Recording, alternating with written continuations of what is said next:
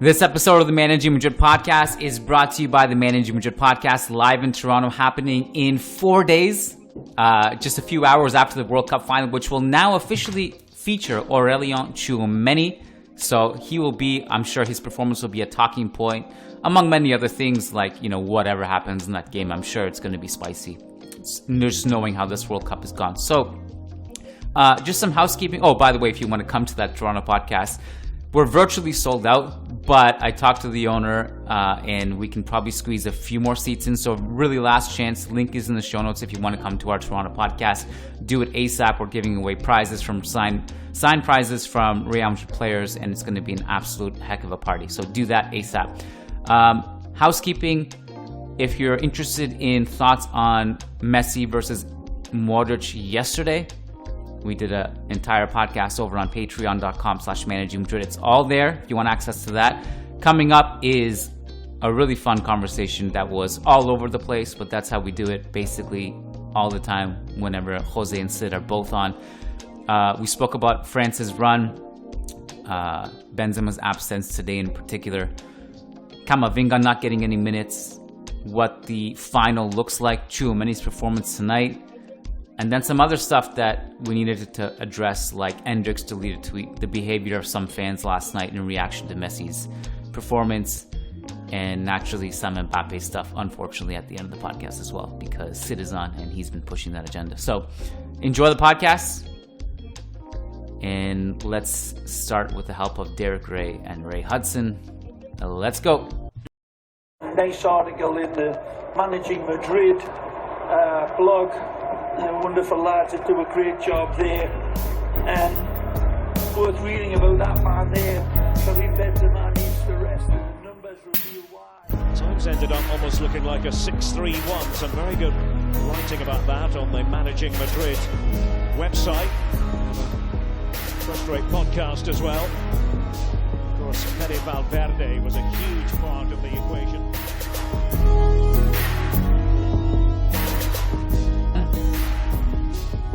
Hello and welcome to a Wednesday edition of the Managing Madrid Podcast. I'm your host, Kiyan Sobhani. I'm joined tonight by Siddharth Ramsundar and Jose Perez. The trio from the weekend is back, and this is now Sid's third consecutive podcast and Jose's probably 15th podcast of the World Cup. And it's awesome. Getting you guys on as much as we can is a huge win for the podcast. So let's keep it going. We're recording this about 30 minutes after France beat Morocco 2-0 in what was, in my opinion, the most fun Morocco game yet. And I attribute that to the fact that France scored early. So thank you for that scenario to have arisen, because I thought from a neutral perspective, this was the most fun Morocco game, because we saw also a different variation of Morocco's tactics. So first of all, welcome to the show, guys. Jose, we'll start with you. What did you make of Morocco's? Really, this is a Tchouameni podcast, supposed to be, but we're going to touch on a bunch of things here. What did you make of Morocco's lineup and kind of evolution in this game, from conceding early to their tactical shift to their sub because of the injury to Saiss and the backline? Start from the top. With Morocco, so in general, this game still reminded me a bit of that France versus England, but of course, France facing a team that had less quality in the attack, so they didn't punch as hard as England could. But looking at Morocco's evolution throughout this game, of course, given the injuries that they were carrying and the rival that they were facing, I think the coach made what on the surface looked like an understandable choice of going for the 5-4-1. It didn't quite work, because in the end, Morocco was using the two guys that are two center backs that are maybe less talented than what they had in previous games. So mistakes started happening. And in the end, I do think that they benefited structurally. They benefited from moving away from the 5-4-1 from the back three and moving back to to a back two and the kind of 4-1-4-1 block that they've been playing through that they've been playing mostly throughout this tournament. Of course, even though I think they were better structurally after the change, losing a defender of size's quality did end up affecting the back line and just the reliability of that back line. So the way I see it is that the Roman size substitution made them worse individually, but I think it made them better collectively. And I think that it was especially good for them in the attack because they could recover kind of the 4-3-3 attack that they normally have, and they could attack in what's a more natural way for this team. So that's kind of how I see it from Morocco's side. Sid? Yeah, I agree with Jose.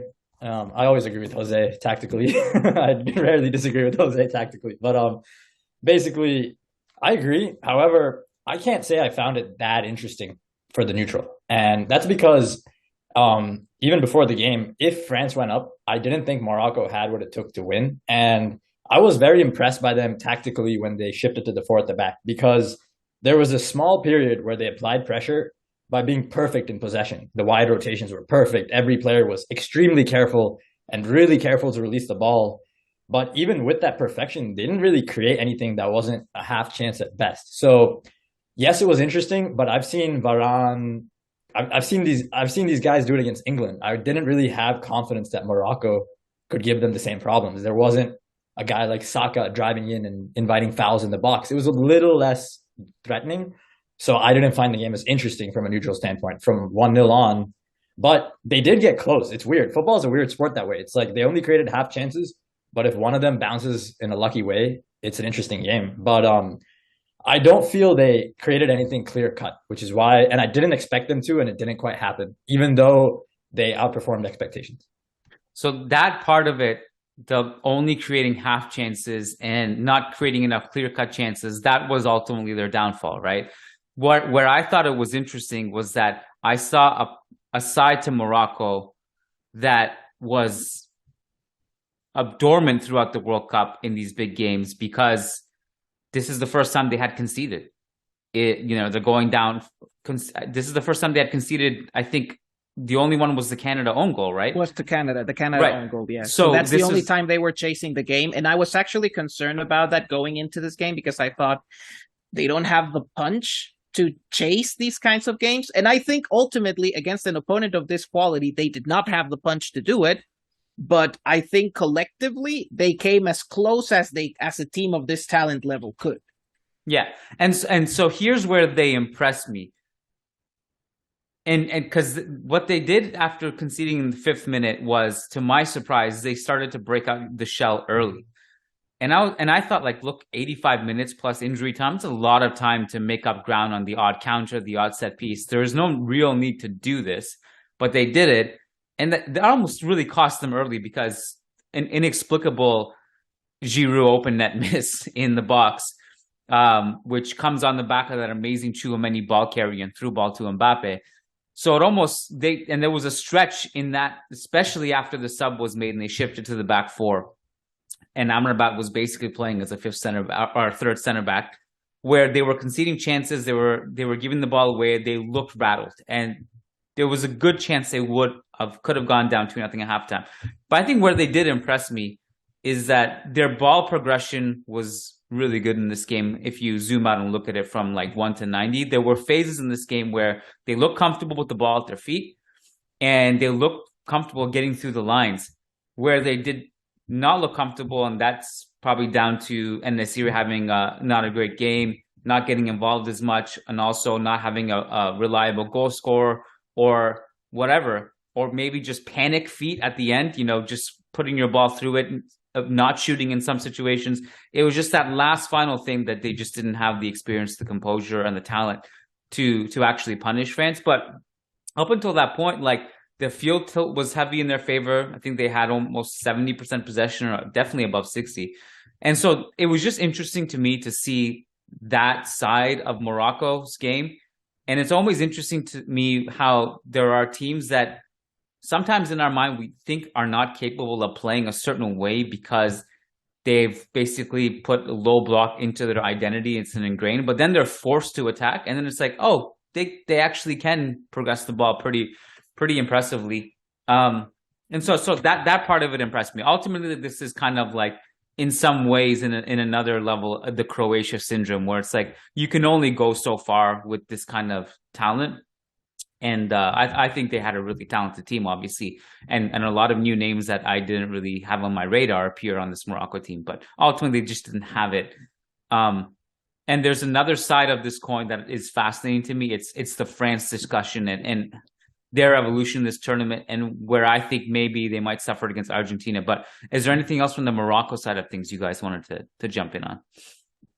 Yeah, I mean, from my side, yeah, emphasize a bit what you said. Like, the thing about Morocco is that while they've been pretty defensive throughout in several phases of the knockout stages, I've never seen Morocco as like an inherent, like, it's not a team with players that you think of it, you look at them and you think this team can only play sufferable, for example. It's not.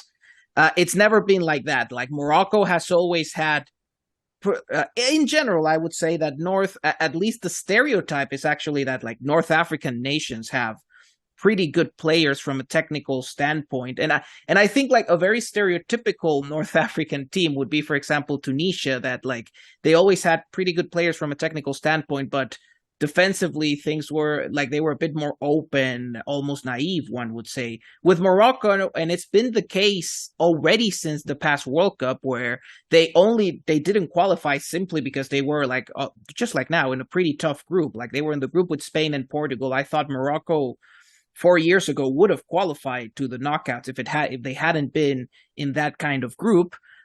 They've had this identity for a bit, which is like pretty good technical players. They could put on a good possession game against teams of, like, well, usually it had been against teams of similar or lower talent level. They did it right now against France, which is even more impressive. But they've always had that in them. But they're also a team that is very solid, that has managed to do some pretty solid defensive blocks over the last few years.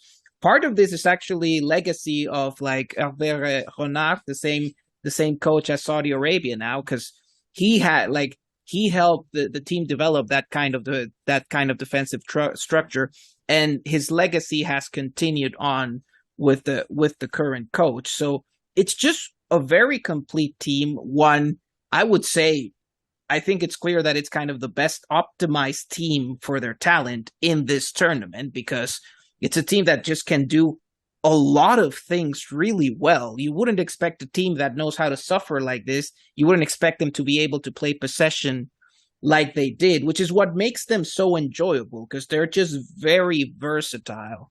And yeah, I mean, the only thing they were really lacking is that extra bit of punch and dominance in the opposition box to turn that play in the final third into shots, which is really what it boils down to today. In the end, they just kept crashing against the defensive talent of, say, Tchouameni, Varane, Konate, who just kept clearing whatever came into the box. So it's a great World Cup for Morocco. It's just a very complete team. It's a team that, when they have to play underdog, they can play underdog. When they have to take more initiative, they're also able to take more initiative. And there are so few sides, not just in international football, but in football in general, that you can say that can do all of these things well. And I think, to a degree, that's where knockout football is moving. You need to be able to respond to any situation at any moment, any game state. You can't just, like, rely on the fact that you're better than your opponent, that you can outpass them. No, there are going to be situations where you have to totally change your style because of the game state. And I'd say the main thing, I agree. I think Croatia, I thought, were close to optimal, but this team is maybe an extra % or two even higher, because given the IQ, the backgrounds, the experience these guys have, they don't have enough experience. Ziyech does, Hakimi does, maybe Mazraoui does, but the whole team did not have the experience to play that way, which tells me their coach is really good at psychologically drilling them into playing with common sense. is what I felt. Like, you got to play with common sense. Like the wide overloads they were pulling off, I feel any team can pull them off if they're synchronized, but you have to understand like the geometry of the pitch. And it's like they immediately shifted into playing the overloads. Of course, Ziyech and Hakimi are very intuitive at playing that type of game. I felt like, to be fair, they have a lot of experience with Ziyech cutting in and Hakimi overlapping. And yeah, that's all I have on Morocco. I think we can agree that Croatia and Morocco were some of the most strangely optimized teams at knockout tournaments I've seen in my lifetime, arguably. Croatia, obviously, for many tournaments, Morocco, this tournament. And then my main thing, let's talk about France. A lot of people are talking about Griezmann.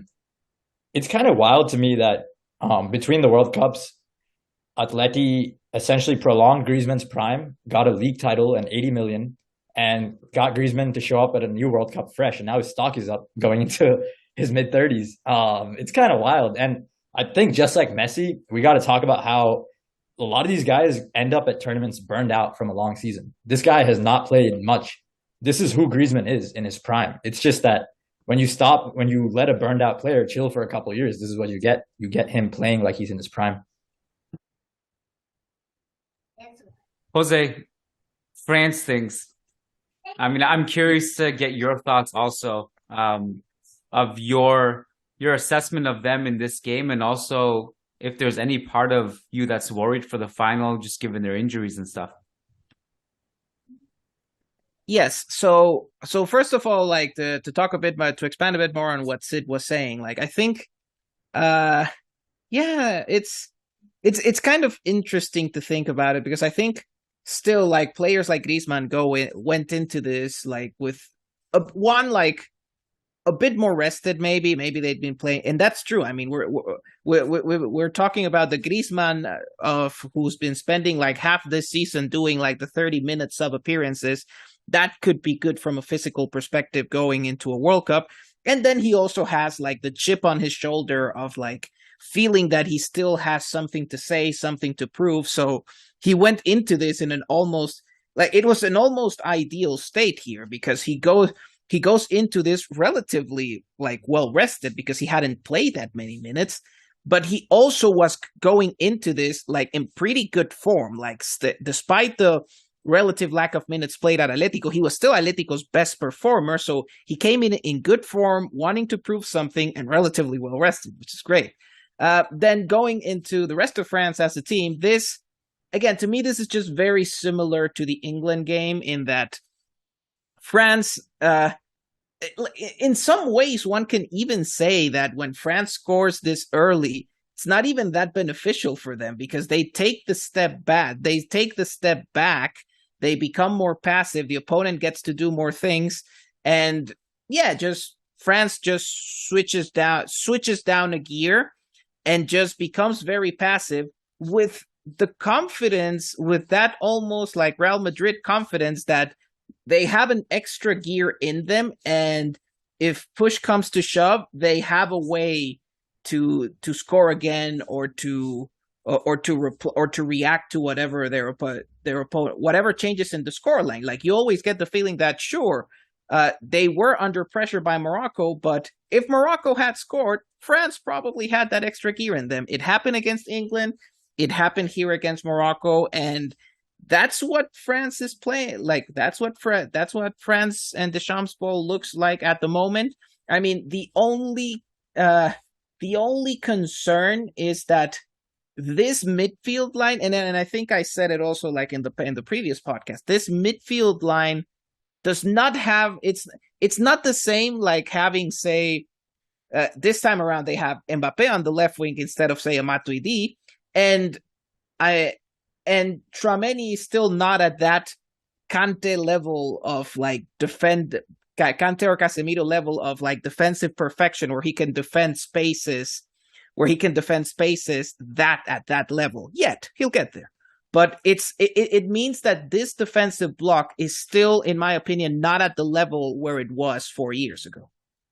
So that's what I find interesting. The block is different, but I think what gives them an advantage, and Grace Robertson pointed this out, and I kind of had seen it, but Theo and Mbappe on the left kind of gives them an X factor where, it's just different to what last World Cup, they had Pavard and Hernandez, so Pogba playing it long. I think Theo really replaces the verticality Pogba gave, along with Mbappe moving to the left. I feel he's more of a threat on his own on the left. If Pogba was there, maybe you want him pinging those balls on the right. But essentially, I love the offensive dynamic Theo adds. And I think, yeah, I just think it's crazy that these guys have like two squads that they can roll out. Like half their team can be injured, and they just like, they're still the all dominant team, which is just incredible. I think Mbappe plays his ideal role for France, that he doesn't always get for PSG, where he's like, like playing off the center forward.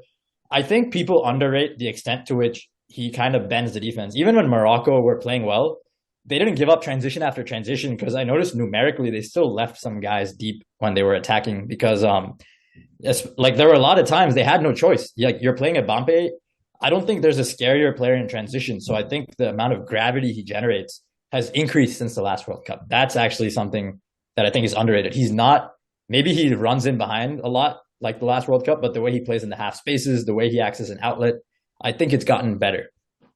Yeah, and that's the main evolution of Mbappe in the last 4 years, that he's become, like, before activating Mbappe required someone like Pogba playing the pass in behind. Right now, he can do that, but it's not necessary, because now he has the abilities. He's polished the abilities on ball, the ball carrying, the combination play, to just be like just a one-man threat in these counterattack situations. He doesn't need anymore someone else to activate him. He just takes the ball and does his thing. Just going back to the Griezmann point from earlier, I wanted to touch on it, but I had to kind of hand it off because my kids barged into the room, but they're gone now. And you spoke about the depth that France have, that you can essentially send up two teams and basically not have much of a drop off. And now, like, the interesting thing is that because some of these injuries, it's never a blessing, but like some of the fruits of the injuries, if you want to word it that way, is that if Pogba and Kante were around this World Cup, we would have never seen Griezmann play in this role. And what Griezmann is doing now from that center midfield position kind of reminds me of Di Maria 2014, when Carlo puts him from the wing to the central midfield position alongside Modric and Xabi Alonso. And just he understands his defensive assignments. He works really hard behind the ball. And he's just a good playmaker from that position too. And that's one of the benefits of putting Griezmann there. But I do think, as deep as France are, I'm just wondering, like, with all these layers of paint kind of being peeled off them as the build up to the World Cup went on, the injuries in the fall, and now during the World Cup, Rabiot's not there now. Rabiot wouldn't think he was a huge loss if he told me before the World Cup, but given the injuries to Kante and Pogba and Rabiot playing well on top of that, that it kind of hurts them. And this is the first time I really felt that Benzema over Giroud, just you could see how beneficial it would have been, because France were not playing in this way of needing a target in the box and pumping crosses, and they're defending. They have like 30-something% possession. They're trying to play in transition, and Giroud's just not effective in those situations. And a couple of times he did drop back to do some link-up play. One of them, he fumbled the ball and lost it. This is definitely a game where you're like, oh yeah, this is a game for Benzema. And I guess I just wonder, we saw kind of what France can go through against Morocco defensively.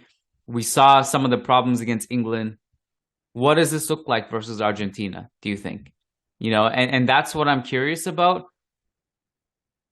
I feel like that game is going to be kind of cagey. I don't know, but I'm definitely just curious to know, at what point do they buckle under these injuries? Is Mbappe so good that it just doesn't, like, some of the things Mbappe was doing in this game, just absolutely ridiculous on the left wing. Some of the sprint, the one where, like, right before Amrabat comes out and just tries to assassinate him, the one he had, like, this amazing just ability to just put the ball forward and sprint and getting to these balls that I just thought like they were out of reach. The agility, the bounce, the work he did, the turn on France's second goal. that stuff is just so good. But I'm curious to know. Actually, before I get to that, I want to ask you guys this. It's kind of hard to know what Deschamps will do from game to game in some way.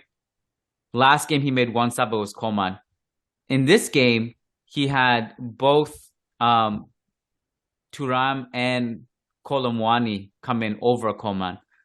I'm curious to know what you thought his thought process on that was. Obviously, with literally, I think the fastest or one of the fastest goals by a sub in World Cup history, Kolo Muani scores with his first touch in the same minute he comes on. That works out. But what do you think the thought process was behind that? Yeah, so from my so the way I kind of see that one, I'm actually so when it comes to France's bench, in terms of center backs, as expected, they're doing pretty well. I mean, Upamecano was not playing, and then Konate gets to play, which is perfectly. They have Saliba too, and they haven't even used Saliba. So the like center backs, they're well covered. Fullbacks, it is a bit thin. Oh, well, they have Camavinga. Fullbacks is looking a bit thin. Midfield,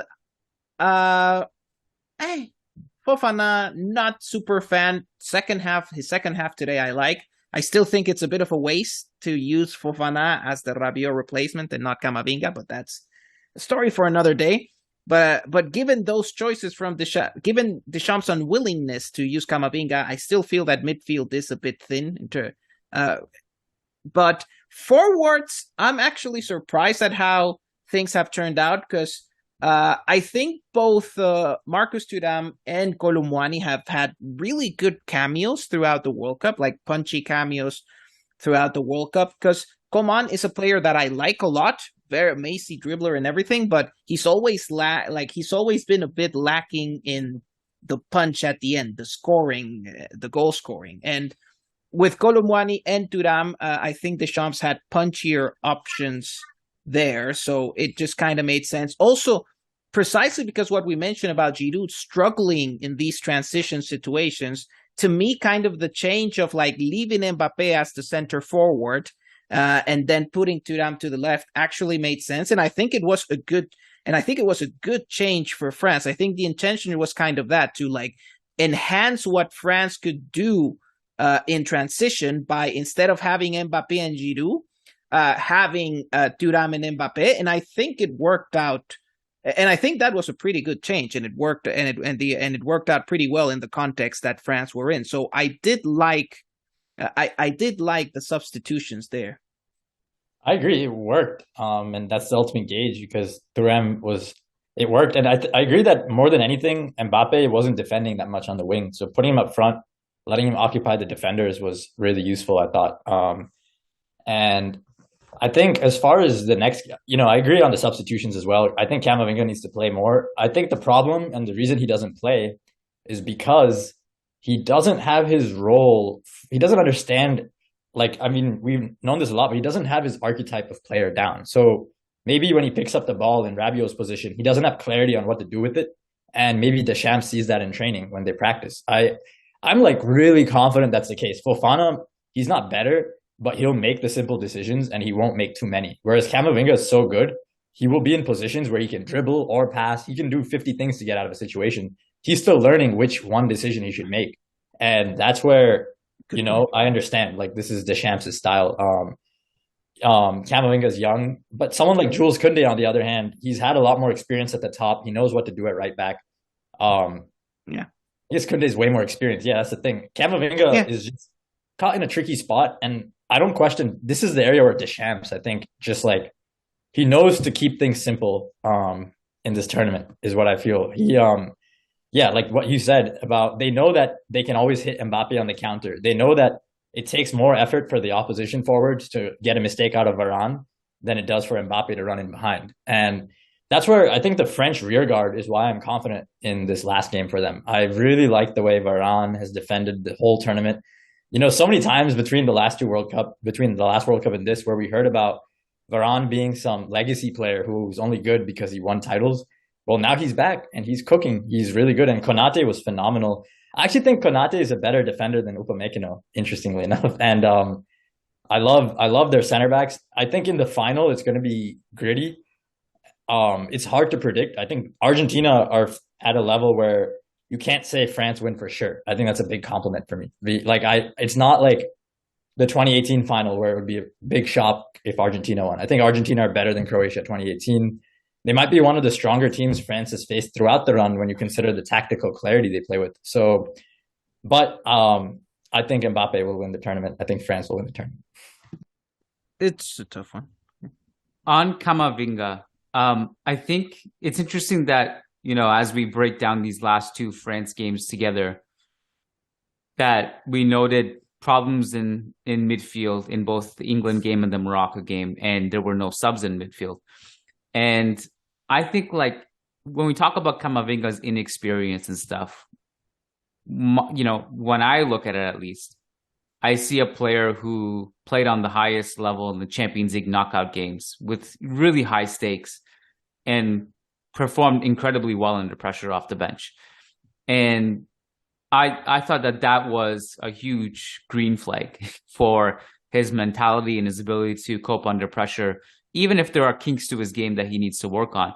The other thing is that I think, especially in this game, when you look at the importance of ball carrying for France in transition, he would have been perfect in that scenario too. To bring the ball up the field when the legs are tired, when you just need someone to drive forward between the lines. I know, Jose, you noted that Tchouameni was so important and is so good at that, and obviously had a couple noteworthy moments in this game. Also, his interception that starts France's second goal. Yes. So I just wanted to note that on Camavinga, that for sure, like, I thought he would have been useful in this game. Again, at this point, it's just us talking on a podcast, and it means nothing. I think if he hasn't played at this point, he's not going to play in the final either. I'll add one thing there. Other things, some disaster. They are high pressure situations. Sorry to cut. I just really point that it's a high pressure situation, but they're actually completely different high pressure situations. In one, you're throwing things at the wall and seeing what sticks. So you want an all action player. I can see the fear in a player not knowing how to play with the lead as well within the identity, as opposed to, hey, your season's over, Kroos and Modric are tired and we have to beat PSG. Let's just throw on our young guy and see what happens. But I do think if I were Deschamps, I would look for a way to incorporate him. But, I just think the game state does play a big role there. Camavinga, when you're chasing a game, you kind of want him to go and try everything he can. But, that's just my only thought. I mean, I will say, like, I can kind of explain it, I guess, in some way, but there's a pressure of representing your national team with the whole country watching you that seems like a different beast. Like, we saw it in Rodrigo's eyes stepping up to that penalty, and the difference between him and his clutch play in the Champions League at the end when the team needed him. And I don't hold anything against Rodrigo, obviously. As I've said many times, I don't hold it against those players to miss in those situations. It's just, I do think there is probably some argument there that the World Cup is more pressure inducing than the Champions League, depending on, what stage you're in and what the game state is. What about, we barely talked about Tchouameni. What notes did you guys have on him in this game?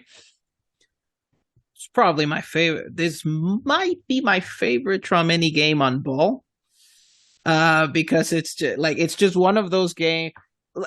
So the way France was set up was kind of interesting, because when they defended, it was kind of a 4-1-4-1, and you could see Tchouameni doing the typical role, screening midfield, being the deepest midfielder and everything.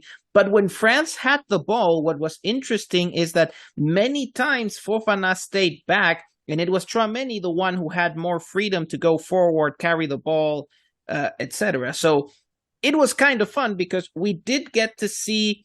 So in this case, without Rabiot, we actually got to see Tchouameni being kind of a more aggressive midfielder than he's been throughout the tournament. So we got to see the more offensive version of him with the ball, and that was pretty fun. You even look at him at his passing percentage, because I think, like, previous ones, it was always like a 97% thing, only misplaced one or two passes. This time around, he misplaced more, and it's not necessarily a bad thing. It was just this was a version of Tchouameni that was taking more risks with the ball and getting more stuff done in the attack because of it. So I had a lot of fun with it. It just reminds me that what we see of Tchouameni in this kind of more composed, static six role in Real Madrid and France, that's just one version of him. If you wanted him to be like a more attacking eight, you could get that out of him. It's just their current national team and club that don't need that version of him, but he could do it if needed. Yeah, I agree. He can do it if needed. I believe he played with Fofana at club level before. So you could kind of see. Yeah, both you in can Monaco. see. Yeah, so he played the Monaco role is what I saw it as today. A little more of a, like, maybe he didn't play that game every game for Monaco, but when he's paired with Fofana, my understanding is that he tends to be a little more progressive. And especially this game, we saw it. Tchouameni is someone, like, I think Jose said it best when he called him a player who tells you how the team is doing. So I actually I do pay attention to him, but if he makes a mistake, I just assume there wasn't like stuff going right around the area tactically, as opposed to him being a problem guy. I find it interesting how he has some of the Camavinga problem, but not to the same degree, in that he's good at so many things that he needs to try more things, maybe play a little higher up, and he doesn't always get the chance. There are a few times when he's given the ball away in this tournament, once against England, where I was just like, hey, like, just play your simple six role. So to see him be able to progress today was fun.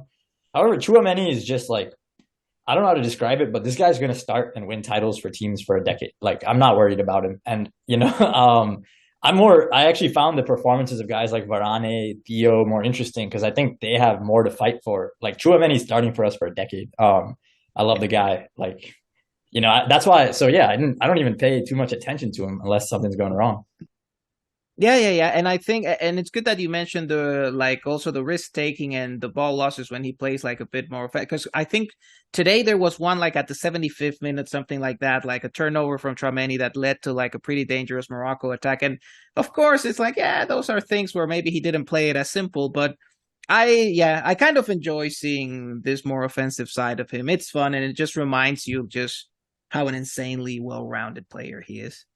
Yeah, I mean, a couple of things here and there are pretty normal for every player. Not everyone's going to have a perfect game. So I think that one that you're talking about was the one where I think Hamdallah takes it off him, and that's the one where Hamdallah has like 8 opportunities to shoot in the box and he doesn't pull the trigger, and he kind of dodged a bullet there. But those little kinks to his game, sometimes it's overwhelmingly positive. If you do the cost-benefit analysis, he's press resistant. He carries the ball well. His ability to read the game, really impressive. 4 interceptions tonight. Also, it's interesting going back, the Fofana partnership. I'm going back to my notes way back because I had a vague memory of something. And he and Fofana played in a double pivot way back in the UEFA Nations League. Also for France in the game where both of them played really well together too. So I'm in sure, Monaco, they were a double pivot in Monaco. Yeah. So in that sense, you can totally see Deschamps thinking about that, probably their past partnership too when deploying them together.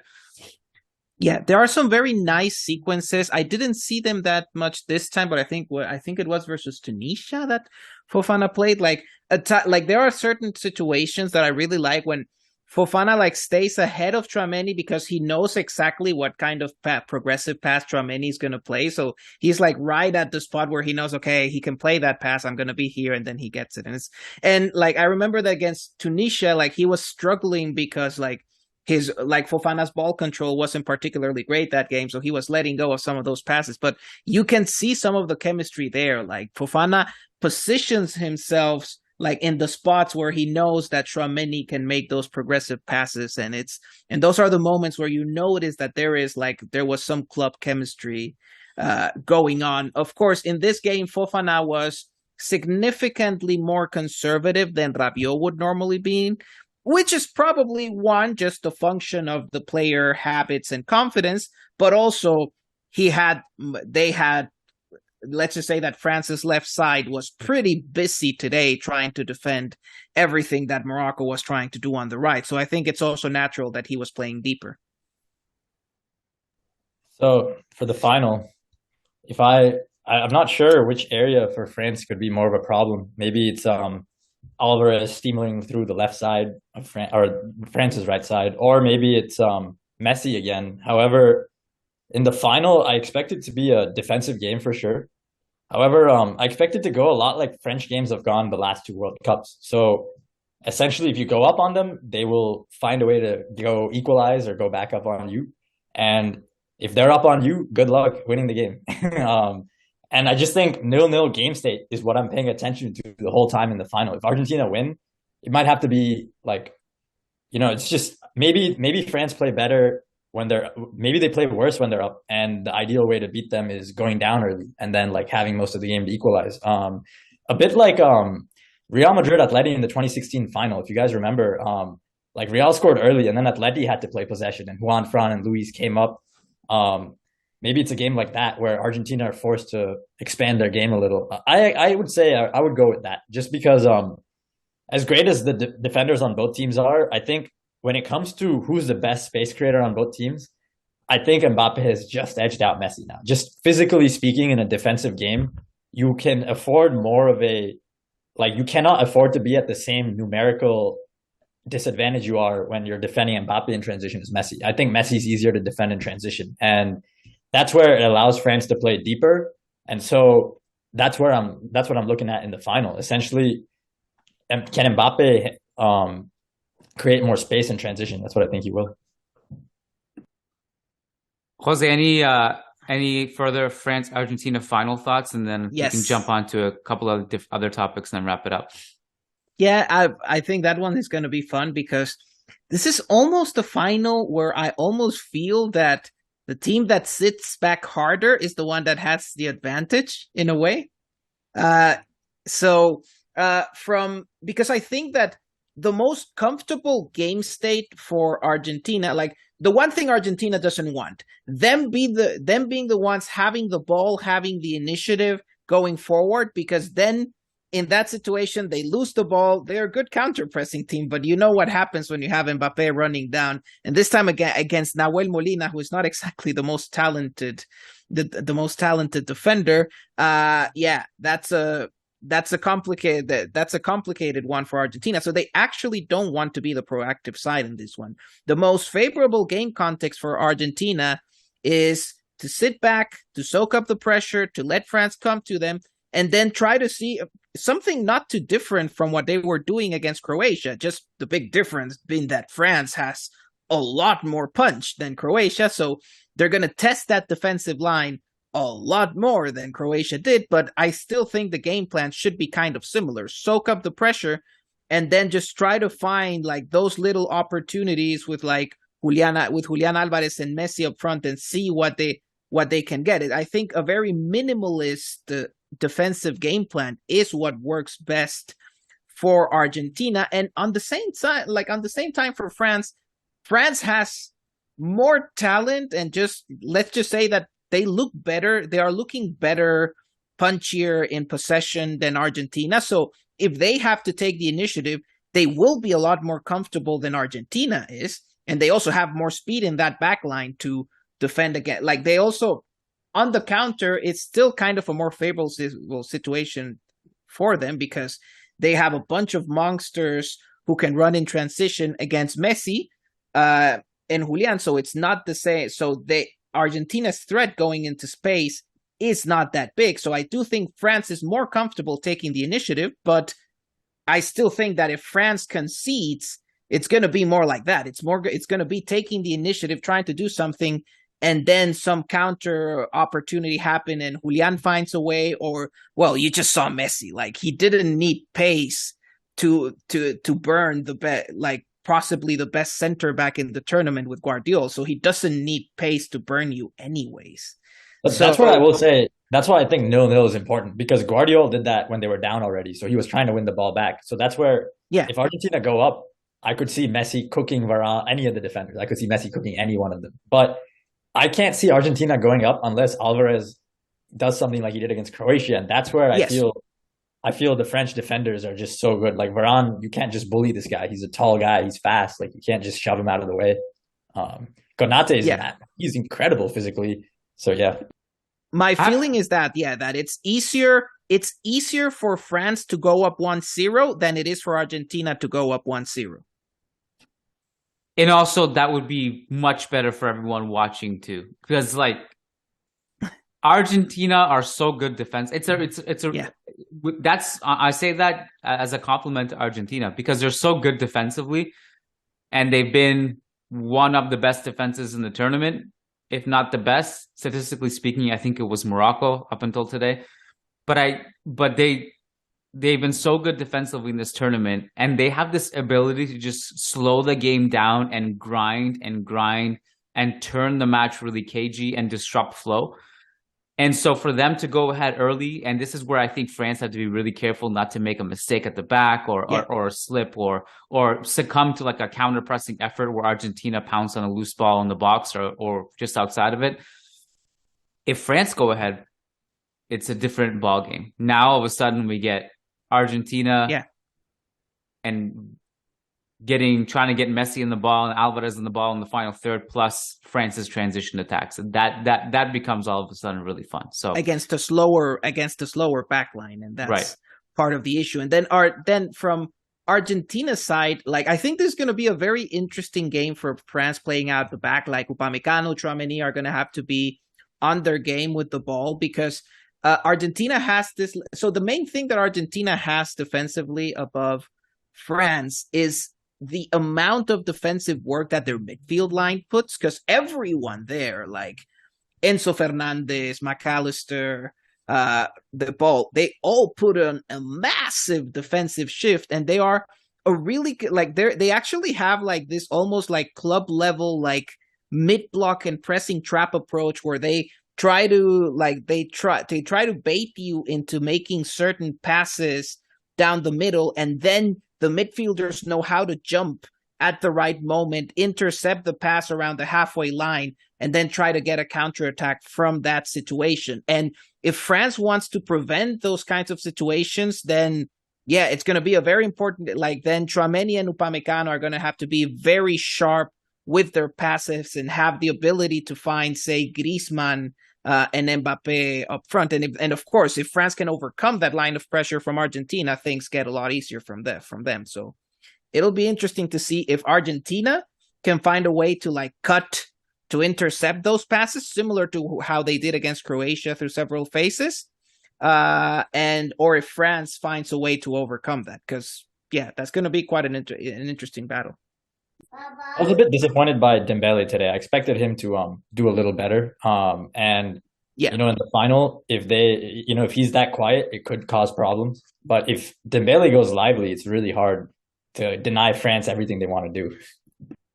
Yes, and I was thinking that and that's the thing with Dembele. Like, I love the guy. Of course, he's a super unpredictable threat, but it's also like a coin toss whether he's going to have a good game. Like, that's the thing that Dembele is still kind of missing. Like that reliability that on this day he's going to show up and he's going to break the opposition. You don't know if it's going to happen, and to be honest, sometimes in the big games is when it's missing the most. So he stays on the wing instead of acting as an outlet or receiving. Why Mbappe? Why is Mbappe the only outlet this game? I didn't understand that. Dembele has the speed, better dribbler. Like, why are you not attracting the defenders and just trying to run him in behind? I was confused. I feel like it's also first of all, the big deficit for Dembele in general as a player is that he doesn't have that off-ball game or nor understanding of I have to make the run here. I also think that almost so he always does that thing where he mostly stays on the wing waiting to receive ball to feet, and then he goes take on the defender. So that does not having that off-ball game limits his possibilities. I also think that there's also part coaching instructions where I think coaches both in Barcelona and Deschamps, they're kind of afraid in a way of don't go inside because you're going to lose the ball and then it's going to become a dangerous turnover. So just stay on the wing, wait to receive the ball. And that way coaches don't have to worry about a potential turnover in central areas. I think there's a lot of coaching instructor that just tells Dembele stay on the other wing and just, but it's not, it's maybe not the best way it just leaves Dembele super, super isolated. And yeah, I think it would be in that isolated role, he would have more impact if he had a good off-ball game, but not there. I did want to cycle through a couple of non-World Cup talking points with you guys really quick. One is that, like, just as a 5 second, 10-second out of the way, that a lot of people were thinking that Cristiano Ronaldo training at Valdebebas today was some kind of sign. And just going to throw it out there, as far as I know, according to my sources, is that he was just in town. He has a house in Madrid and he wanted to stay in shape. So that's out of the way. The other thing is, I don't know if you guys noticed this or saw this. Maybe it came across your timeline. I think it must have at some point last night. But I can make a brief point about Ronaldo before basically, I think it's hilarious that the day after Messi reached the World Cup final, Ronaldo had to find a way to get reports come out about him. I just died. I was laughing. Like, of course you go and train at Valdebebas, the one brand that's still top in the world that you can affiliate yourself with after whatever you did at United. I just thought that was so funny. Ronaldo's marketing is a whole other conversation, but it's really funny. He strikes me as someone who, like, got really good and stayed authentic to get big, and then people around him stopped telling him that his brand's, like, they stopped evolving his brand. And this is an example of that. Like, you know, just the stuff his sister posted after they went out, like, chill, man, like, chill. I didn't see that part, but it is related to what you basically are talking about. But just the behavior of so many people, and I'm not going to say they're Madridistas or not, but so many people just couldn't stand that a player that is an arch rival of their club or favorite player had a good game that added to his legacy last night. So people just couldn't stand it. And it just goes to show you that, like, how many people actually rely on someone else's failure for their own happiness. That's one thing that was like, you guys got to learn how to find internal sources of happiness. That's one. The second thing is that, and I don't know if you guys caught this, but Endrick put out a tweet about Messi yesterday, praising Messi. I don't remember what the tweet was. It was pretty short. It was basically just an emoji and Messi's doing amazing things. And he had to delete it because he was met with an army of Madridistas ripping him to shreds. The guy is 16, had said multiple times in interviews that he loves Ronaldo. Ronaldo is a huge figure as an idol in his life. And he puts out a tweet praising Messi in a World Cup semifinal game, and he has to delete it because people are losing their shit that he complimented somebody that they don't like. Number two is Modric got a lot of slander yesterday because Modric had Messi praise as well. And I'm just like, this is why we can't have nice things. Guys, everyone just needs to get over themselves, enjoy art, enjoy football.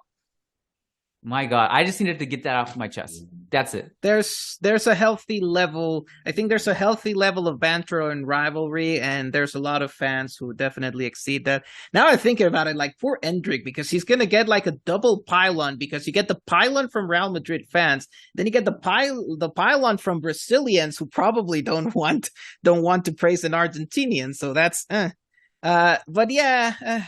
So it's the difference between, like, supporting your team and hating the opposition. I can support my team, but I can't.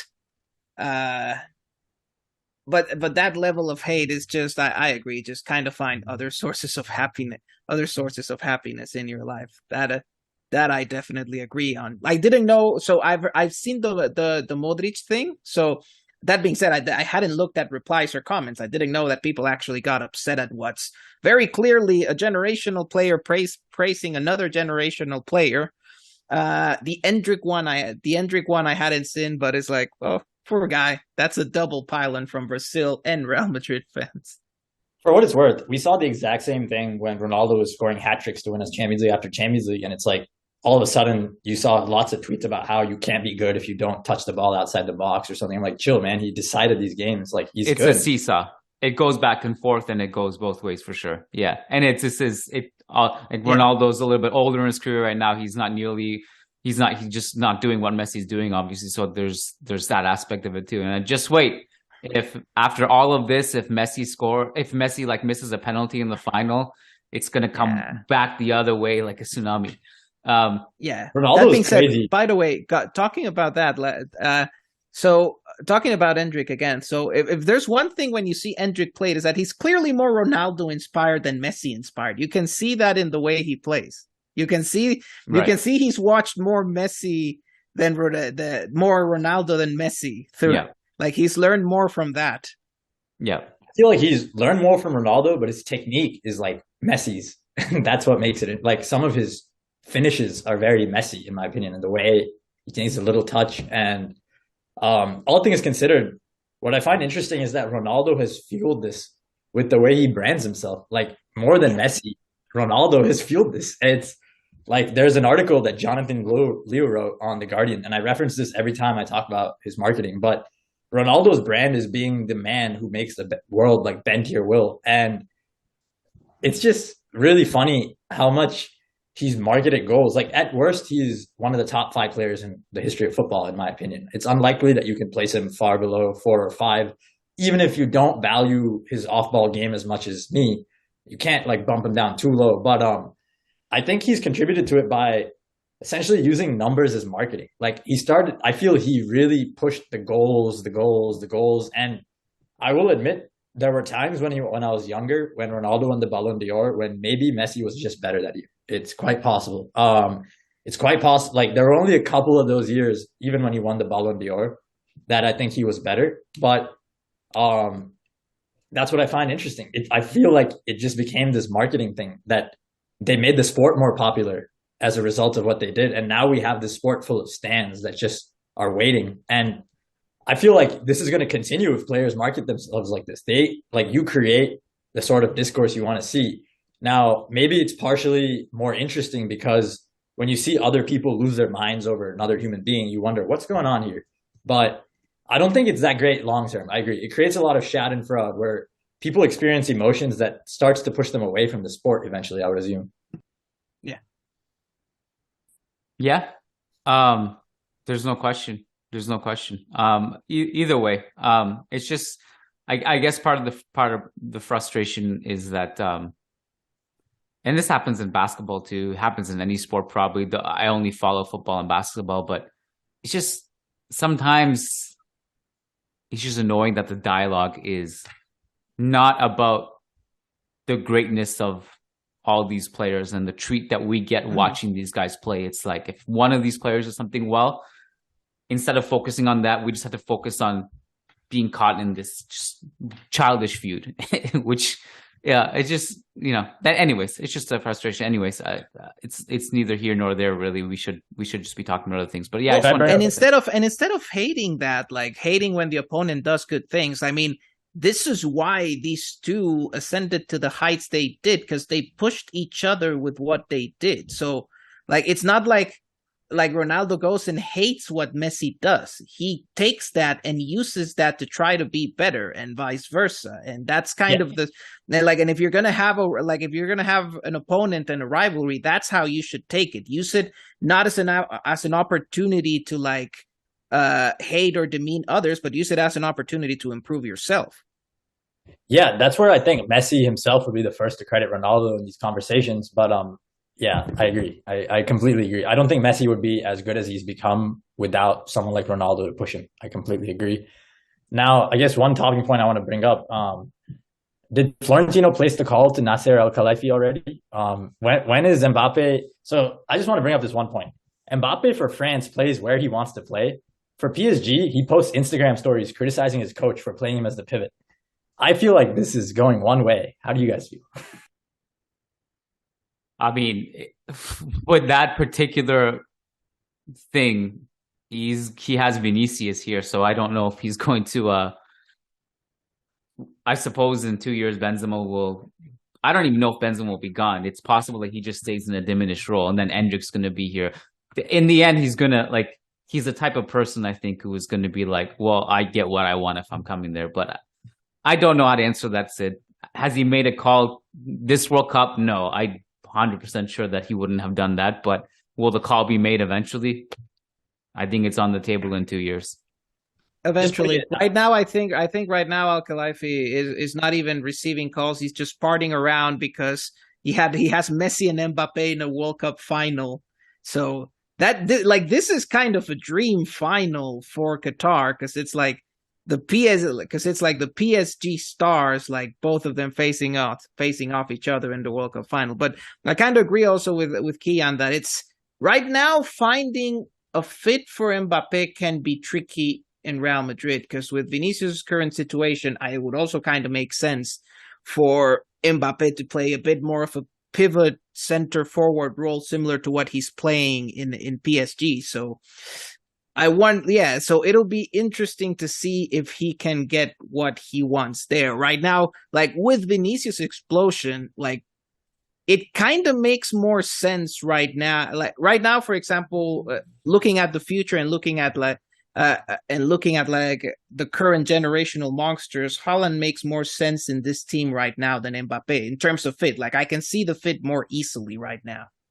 Now, I'm going to disagree, but only in a way that's interesting. Firstly, the reason I think essentially that it would work here is, yes, he plays pivot for PSG, but the guys he plays with are Neymar and Messi. They cannot hold the width.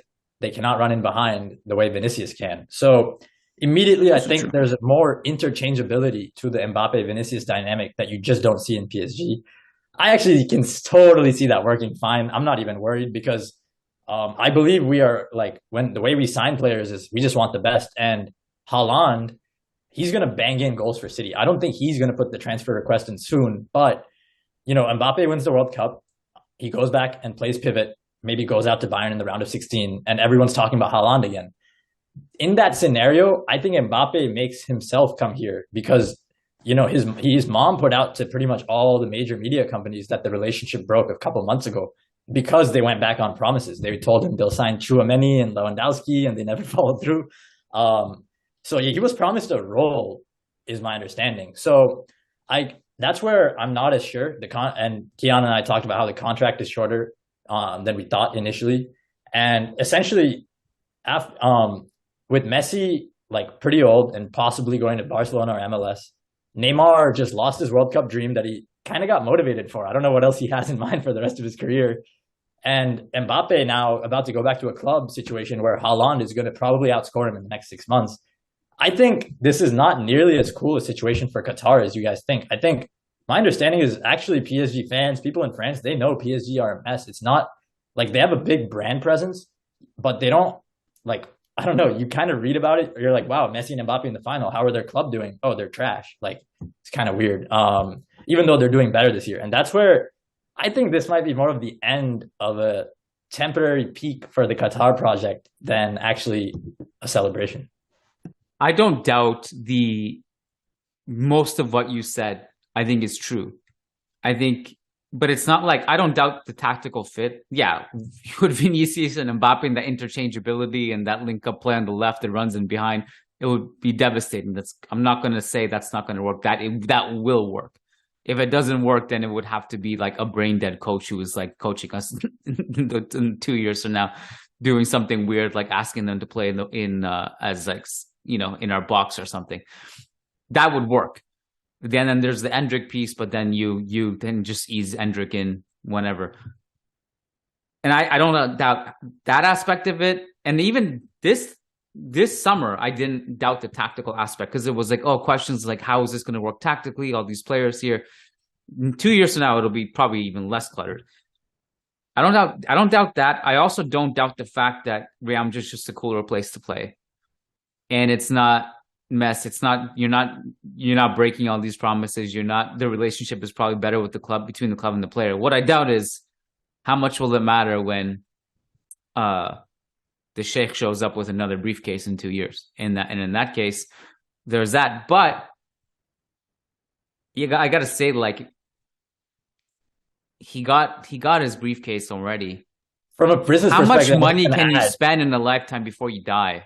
I was just going to add, a briefcase once is valuable, but the second briefcase might not be as valuable as the marketing presence Madrid gives you. And I'm honestly pretty convinced it's way less valuable from a business standpoint. Now, I'm not 100% sure, From a branding standpoint, maybe more than a business standpoint. Well, that's the thing. Branding means digital real estate, which means more people just naturally come to expand your empire for you. And that's where it doesn't, I think he initiates so much more of it at PSG. It's just not, Madrid and Barca are backed, like just the algorithms, they really dominate the algos online, is my opinion. At least in my experience living in the world, you're just not, and what I mean to say is the first briefcase is worth a lot. But what you can do with that briefcase and the Madrid brand presence, in my opinion, is far superior what you can do with 2 briefcases.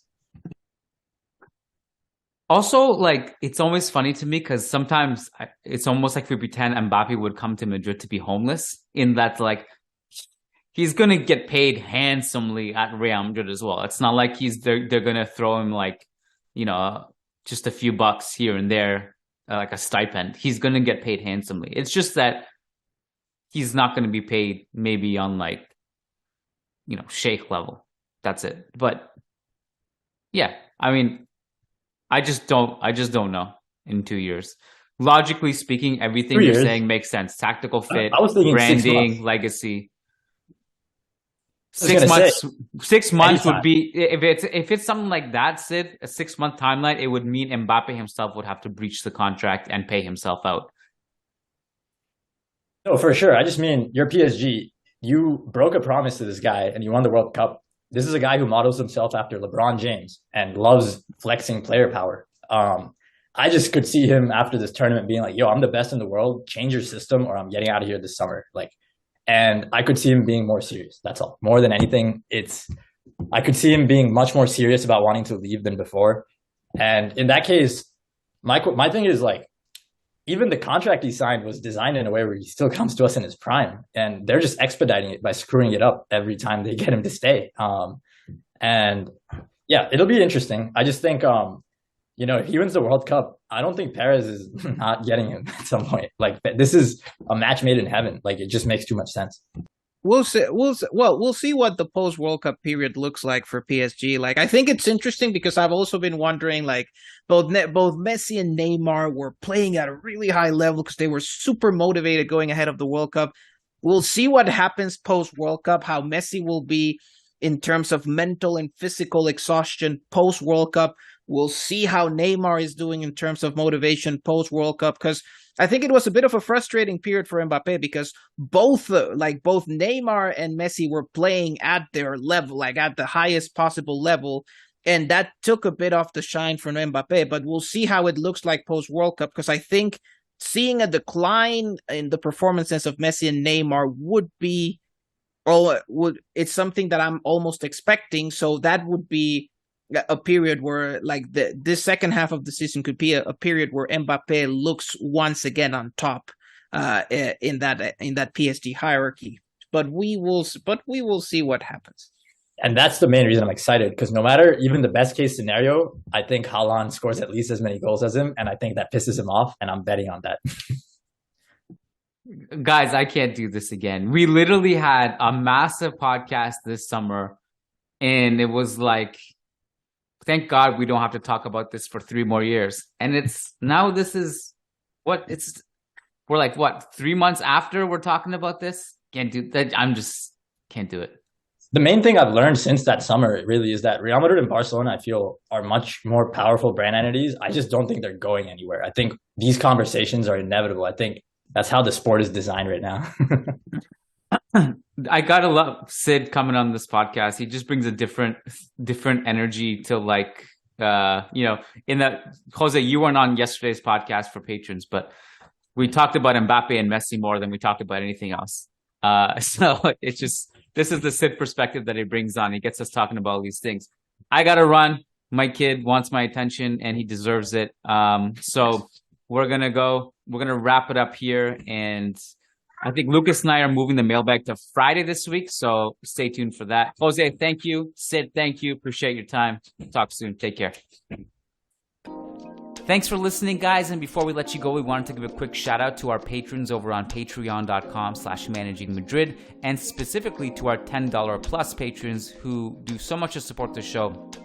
And if you pledge $10 and more, not only do you get access to every single bonus episode we do and get guaranteed responses to your questions, you also get a specific shout out on the podcast. So shout out to these $10 plus patrons as follows: Brandon Alvarez, Willie Reed, Will Sousa, Wade Herring, Tobias Arroyo Botcher, Taleb Salhab, Tahmid Kalam, Sujai Wani, Sumanchu Singh, Sheikh Atiri, Shamil Shabaz Sharapov, Sergio Arispe, Santos Solorzano, Samuli Justin, Samar Z, Said Mahad, Sai Mohan Sasi Kumar, Rodrigo Balmaceda, Rishi D, Phoenix, Peter Powell, Paulo Fierro, Oscar Barrera,